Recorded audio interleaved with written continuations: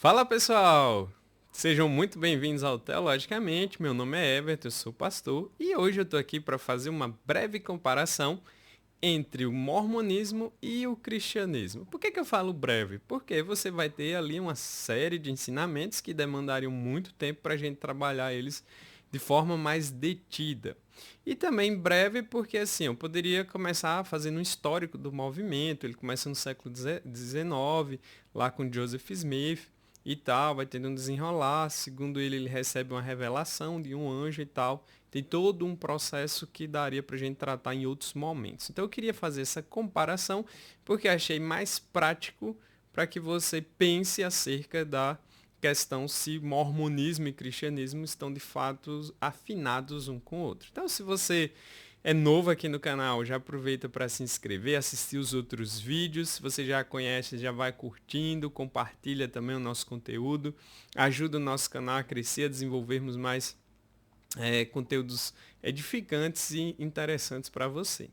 Então vamos lá seguir, vamos fazer essa comparação breve do mormonismo com o cristianismo e pensarmos um pouco acerca disso. Então quando a gente fala em cristianismo, a gente está definindo aí um corpo de doutrina já muito bem consolidado ao longo de mais de 2000 anos, que envolve os ensinos de Jesus e dos apóstolos. A revelação se encerra, o cristianismo, em especial o cristianismo protestante, ele considera os 66 livros compondo ali a Bíblia Sagrada, de Gênesis a Apocalipse, e as doutrinas estão ali fixas com relação a quem é Deus, a salvação, a Jesus Cristo, a autoridade final. E, claro, quando a gente sai dessa linha, a gente acaba entrando em outro campo. Por isso que uma das definições para movimentos que, vamos dizer assim, destoam do ensino oficial é chamado de seita, na época conhecido como heresias, porque essas heresias elas acabavam atacando ali as doutrinas fundamentais e os primeiros cristãos desenvolvendo a teologia, eles vão combatê-las. E muitas delas ainda permanecem aí em vários movimentos religiosos, como é o caso do próprio mormonismo, como a gente vai ver aqui nessas breves comparações. Então, eu tirei tudo do próprio site deles, oficial. O site é muito bem construído, facilita muito a vida de um pesquisador de religião, porque lá já tem os escritos, você consegue acessar tudo, as doutrinas principais, quem são, enfim. Tá tudo lá e o que eu trouxe vem de lá. Então, quais são as fontes de verdade divinas para os mormons? Eles têm lá no seu site oficial, além da Bíblia, eles consideram aí o Velho e o Novo Testamento, aí vai ter o Livro de Mórmon, vai ter Doutrina e Convênios e vai ter Pérola de Grande Valor. Então perceba que logo de cara já tem um problema porque o cristianismo só considera a Bíblia Sagrada como palavra de Deus. Esse movimento considera, além da Bíblia Sagrada, mais outros escritos do profeta deles como inspirados e impede igualdade com as escrituras. Isso fica muito claro lá no próprio site. Então, eu estou retirando de lá, fazendo essa comparação, porque há vários movimentos que dizem, olha, nós também somos cristãos, nós também pregamos e falamos de Jesus. Só que eu gosto muito da definição que cristianismo é você ser cristão nos termos de Jesus e não nos seus próprios termos, não subjetivizando ali as coisas segundo a revelação de alguém, o que você acha ou deixa de achar. Então, uma boa parte desses movimentos que se separam da ortodoxia cristã e se consideram cristãos, eles vão negando doutrinas, eles vão acrescentando outras coisas. Enfim, é um exemplo muito claro aí. Então, logo de cara, como fonte de autoridade e de verdade divina, os mormons já têm uma diferença grande com relação ao cristianismo ortodoxo. Lá no próprio site vai dizer que o livro de Mórmon é também palavra de Deus. É um livro geralmente preto, com as folhas muito semelhantes às Bíblias convencionais. E lá no próprio site vai dizer assim: no Novo Testamento, o apóstolo Paulo ensinou, pela boca de 2 ou 3 testemunhas, será confirmada toda a palavra, segundo os Coríntios 13:1. Lembrando que é assim, até onde eu vi, os versículos que são mencionados por eles, tirados da Bíblia, estão fora do contexto e carecem de uma exegese mais aprofundada. Isso é muito comum de movimentos que se dizem cristãos, de pegar os textos fora do seu contexto e juntando ali para dar razão às suas próprias doutrinas. Então há aí uma diferença, uma distorção. E claro, é um texto aí fora do contexto. E aí depois eles colocam, eu destaquei, os membros da Igreja de Jesus Cristo dos Santos dos Últimos Dias respeitam a Bíblia como uma dessas testemunhas e o livro de Mórmon como outra testemunha de Jesus Cristo. Então, já é bem diferente do cristianismo ortodoxo. Eles colocam o livro de Mórmon como outra testemunha junto com a Bíblia. E aí eles dizem, assim como a Bíblia, o livro de Mórmon é um registro divinamente inspirado, compilado por profetas antigos. Ele contém a palavra de Deus, seus filhos nas Américas. Você pode receber inspiração, entendimento e orientação esclarecedoras ao ler os dois livros de escrituras juntos. Aí você já vê, acrescenta outras coisas. Coloca outro livro como pé de igualdade. Um cristão ortodoxo jamais faria isso. Então, a igreja sempre lutou pelas suas verdades. Homens morreram pelas suas verdades. Então, o cristianismo tem 2000 e poucos anos. O mormonismo ele surge no século XIX e se coloca aí como uma nova revelação, acrescentando aí coisas às escrituras, coisas que a própria Bíblia já alertava que poderia acontecer. E aí tem outro ensino lá deles que é da pré-mortalidade, né? Antropologia bíblica, mas a antropologia aqui do mormonismo vai ter essa peculiaridade que é a pré-mortalidade que se refere à nossa vida antes de nascermos nessa terra. Então, segundo o ensino mormon, antes da gente nascer, a gente já existia de forma pré-mortal, e aí depois a gente encarna, vive aqui e segue para a vida eterna. Como se fosse uma espécie de escola, de teste que a gente passa e segue para essa vida eterna. E aí, segundo eles, em nossa vida pré-eterna, vivemos na presença do Pai Celestial como seus filhos espirituais, não tínhamos um corpo físico. E um ensino completamente estranho à visão bíblica do ser humano. Você não encontra isso na Bíblia Sagrada em nenhum momento. E aí, nessa existência, segundo eles, pré-mortal, participamos de um conselho contra os filhos espirituais do Pai Celestial. Nesse conselho, o Pai Celestial apresentou seu grande plano de felicidade. Então, na visão deles, até o próprio Jesus Cristo vivia nessa existência pré-mortal, não como um Deus, como a gente crê no cristianismo ortodoxo, mas como ali uma criatura também, um filho de Deus distinto, existindo nessa forma, depois ele decide vir para efetuar a salvação dos homens. Então, quem é Deus no mormonismo? Isso também é muito importante a gente fazer a comparação. Então, a questão da trindade, eles não veem como o cristianismo ortodoxo vê. Lá eles mesmos falam, os santos dos últimos dias diferem de outras religiões cristãs, é importante que são palavras deles mesmos, em sua crença de que Deus e Jesus são seres com um corpo físico glorificado e que cada membro da trindade é um ser distinto. Aqui já é o principal quando você analisa se uma doutrina é cristã ou não, dentro da ortodoxia cristã. Então, a visão da trindade, o Deus bíblico, ele é trino. E embora a palavra trindade não se encontre nas escrituras, ela é uma construção teológica para definir uma verdade que está lá. Pai, Filho e Espírito, os três são pessoas distintas, mas a mesma natureza. Os credos antigos, vários textos das escrituras comprovam essa verdade bíblica. Então eles não são distintos, vamos dizer assim. Eles têm eles compartilham a mesma natureza. Eles não têm um corpo físico como nós. A natureza de Deus é diferente da nossa. É importante que isso seja dito. Mas dentro dessa visão aí dos santos dos últimos dias, dos mormons, né, eles já diferem bastante. Então eles vão dizer assim lá nos escritos deles, a verdadeira doutrina da Trindade se perdeu com a apostasia que se seguiu ao ministério mortal do Salvador e à morte de seus apóstolos. É interessante porque é muito comum desses movimentos.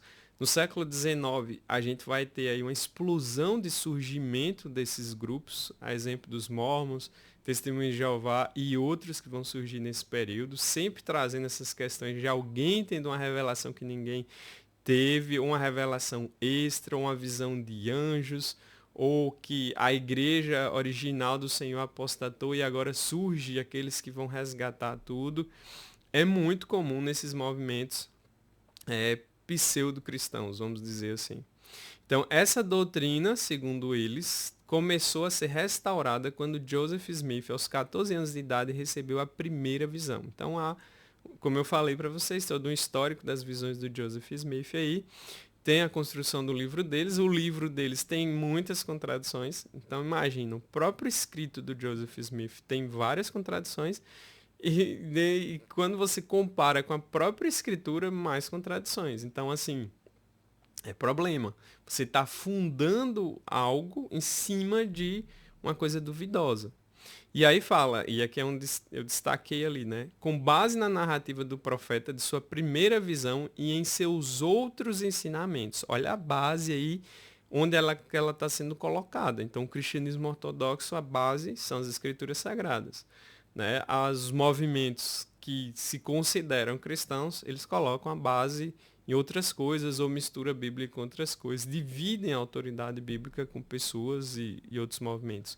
E aí eles dizem, sabemos que os membros da Trindade são três seres separados, o Pai e o Filho possuem um corpo tangível de carne e osso, completamente fora da visão bíblica, mas o Espírito Santo é um personagem de espírito. Então, assim, completamente diferente. Inclusive lá eles falam que o cristianismo misturou com a filosofia grega e aí desandou e tal. Essa conversa é muito antiga. Então o fato de os primeiros pais da igreja, né, os primeiros teólogos utilizarem ferramentas da filosofia para construir o pensamento, não anula de jeito nenhum a verdade de alguma coisa. Então é importante isso. Muitas vezes a pessoa ela pode ter todo um discurso piedoso, citar as escrituras o tempo inteiro e não ser ortodoxo. Isso acontecia com o Bispo Ário, por exemplo, que era assim, conhecia bastante as escrituras, repetia bastante, hoje tem muitos movimentos assim. Então vamos supor, se você cita versículos bíblicos fora do contexto para apoiar uma ideia, você está negando a Bíblia do mesmo jeito, você não está sendo fiel às escrituras. Então, mesmo que um teólogo ele formule seu pensamento usando ferramentas da filosofia, mas que sejam verdadeiras e condizentes com o que a escritura corretamente interpretada traz, é ortodoxo. Então, a construção do credo, por exemplo, tem toda uma pegada, uma construção usando a filosofia, mas ele é ortodoxo porque você encontra a base para aquilo nas escrituras. Você tem os textos dentro dos seus contextos para apoiarem aquela ideia, diferente de outros movimentos que trazem sempre essa questão de, olha, a gente está vendo diferente, ou com base na visão do profeta. Então já fica aí bem visível nas próprias palavras deles a diferença. E aí vem a questão de tornar-se como Deus, que você também encontra no mormonismo. Eles ensinam que homens e mulheres têm o potencial de serem exaltados a um estado de divindade, ou seja, nós podemos nos tornar deuses também. E aí eles vão citar vários versos do Antigo e Novo Testamento, mais uma vez, fora dos seus contextos, sem uma exegese realmente bem feita. Quando eu falo exegese, para quem não sabe, eu estou falando de você ir lá no texto, analisar a língua original, o contexto histórico, teológico e tudo mais, para que você possa de fato extrair aquela ideia dali. Não é só eu pegar o texto e jogar lá. Então, o ensinamento de que homens e mulheres têm o potencial de serem exaltados em um estado de divindade claramente ultrapassa, eles mesmos estão dizendo isso, o que é compreendido pela maioria das igrejas cristãs contemporâneas. Então, o próprio mormonismo reconhece que essa ideia ultrapassa aquilo que é compreendido. E aí eles colocam, expressa aos santos dos últimos dias um anseio enraizado na Bíblia de viver como Deus vive, amar como Ele ama, se preparar para tudo o que nosso amoroso Pai Celestial deseja para os seus filhos. É até bonitinho, é poético, mas não é bíblico. Né? Enfim, aqui é como se você estivesse tornando a interpretação bíblica algo subjetivo. Né? Olha, a gente se expressa assim, a compreensão deles é assim. Mas para você montar uma compreensão dentro de uma ideia teológica, você precisa fazer respeitando o texto bíblico. Né? Não é só pegar o texto e dizer eu estou entendendo assim, eu acho que é assim. Não, precisa ter uma base, porque senão você está sacrificando o texto em nome da sua ideia religiosa ou do seu profeta favorito. Isso é perigoso. Essas passagens, aí eles dizem, podem ser interpretadas de maneiras diferentes. Isso é muito comum desses movimentos, subjetivizar as coisas. Então, na teologia, a gente tem ferramentas para você se guiar melhor.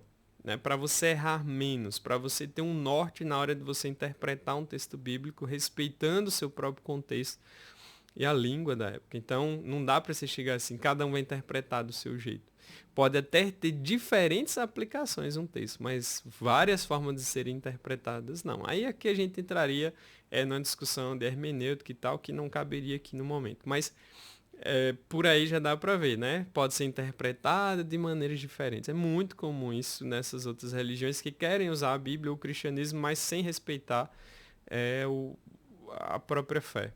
E aí eles mesmos dizem, ainda vindo através da lente esclarecedora das revelações recebidas por Joseph Smith. Já dá para sacar, né, que Joseph Smith é o profeta, é importante, porque ele falou tem um peso, e aí a lente esclarecedora é a revelação dele. Não é o Espírito Santo, não é como a Bíblia ensina para nós. Então, os santos dos últimos dias consideram essas escrituras expressões diretas sobre a natureza e o potencial divinos da humanidade. A interpretação mórmon das escrituras. E uma interpretação que não é boa.